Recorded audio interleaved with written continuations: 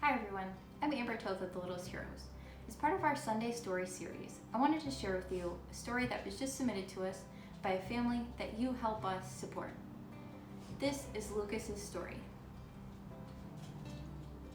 What I thought was going to be a quick in and out visit to the emergency room turned into a day I will never forget. Our son had just turned 3 in November, and a few weeks in, he had started complaining about belly pain. Nothing that was ever consistent. It would just be a random day here or there, and sometimes over a week apart. Being a boy and roughhousing all the time, we honestly never thought much about it. On Saturday, January 11th, he threw up out of nowhere and now started to spike a fever. We medicated him with Tylenol, and the next day, he woke up feeling fine and eating again.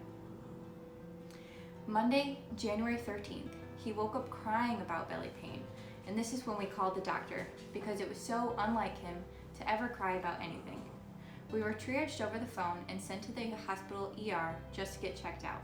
In my head, I thought, it's probably not that bad, and if it was something, it had to be something simple like appendicitis.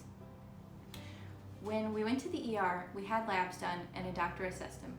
I told him about my family history and how I was a kidney transplant patient. They ordered a renal ultrasound just to be safe, and he fell asleep during the ultrasound. I noticed what I thought to be a mass, but not being a doctor, I thought, there's no way that's possible. Within the hour, the ER doctor sat down with me and 2 other nurses, and he told me that my child had neuroblastoma.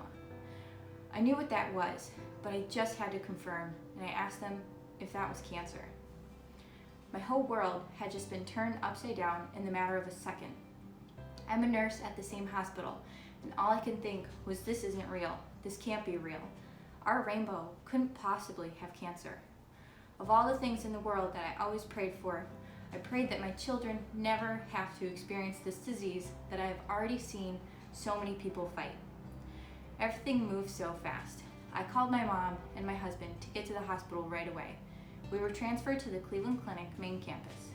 Unfortunately, being in the medical field, as well as having a lot of medical history, we knew a lot of the questions to ask, many of which, as a mother, I never wanted to hear. The prognosis was not great.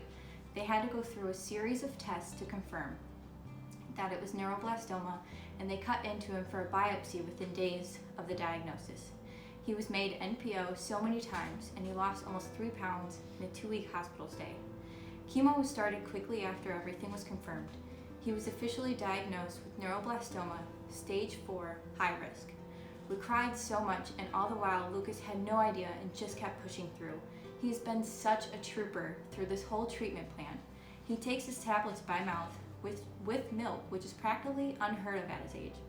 He's become my own hero, and everyone around him is amazed by him.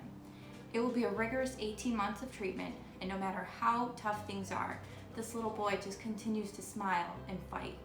He has something about him that just lights up the entire room. We're currently prepping for surgery, and we're hoping his counts recover so we can proceed with it soon.